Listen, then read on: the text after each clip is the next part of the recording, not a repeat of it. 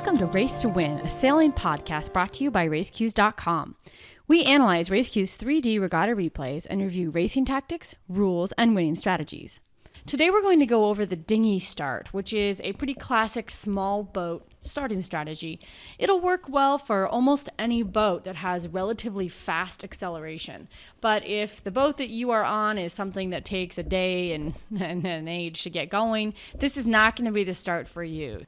Basically, the way that you carry this out is you're going to find your spot on the line and just stop. You're going to stop just right next to the starting line, wait there until the gun is just about to go off, and right before it goes off, you're just going to pull in your sails, accelerate, and start. Boom. Sounds really easy. It is, however, also pretty easy to screw it up. If you pull in your sails too soon, you're going to shoot over the line over early, and if you accelerate too late, you'll be late to the start. The thing is, in these dinghy starts, everybody is often doing pretty much the same thing. So you're going to get a big line of people all lined up on the starting line, waiting for that right moment to pull in their sails and go for the line. Now that can be helpful if you're a beginner because you can just look at the guy next to you, and when he sheets in, you sheet in, off you go. So let's get into the details. Just like before, I'm using a replay of the 2013 Melgis World Championships in San Francisco Bay. In case you missed the earlier explanations, we're looking at the starting area, and you can see this green line, a green shrinking area. That's the RaceQ's starting line. I call it the pacer line, and it's something that's calculated to give you the proper pace to start on time. If your boat is moving along, just like this guy, right on the pacer line, you're going to have an on-time start. If you're behind it, you're late, and if you're in front of it, you're early. We also have the fleet rankings and the time to start here on the right-hand side. Something that we haven't talked about yet in this series is finding the favored end of the starting line. I like to think of the favored end as the part of the line that is closest or furthest upwind to the windward mark. If you don't know how to find the favored end of the line, it's really easy. Just sail right up to where the line is and turn into the wind until your sails are luffing just straight down the middle of the boat so you know that you're directly head to wind. When you're head to wind, if your bow is closer to the pin end of the line, that's the favored end. If your bow is closer to the boat end of the line, that's the favored end. Easy, right? So most of the time you would think it would be better to start at the favored end of the line. But the question is, how favored is it really?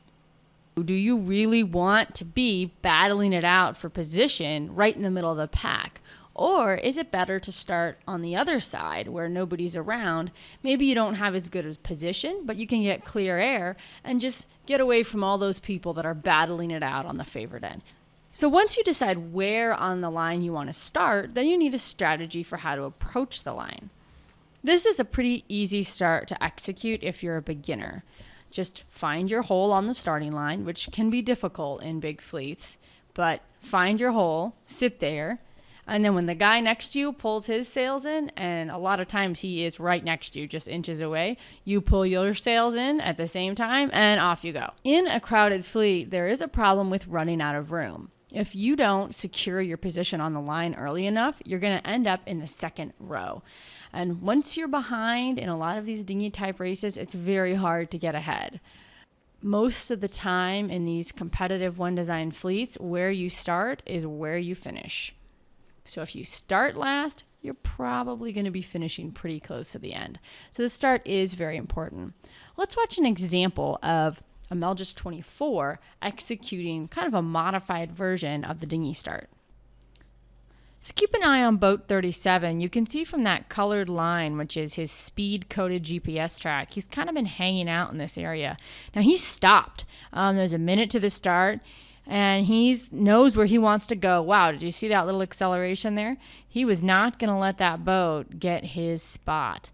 And now he's early. He is too early to the start, so he's going to come right up to the edge of the starting line, stop, lay in wait for this boat behind him, and just when he thinks he might sneak by, accelerate up to full speed, and he starts just right on time, and off he goes. So that is a great example of a dinghy start. It happened pretty fast. Let's watch it one more time here.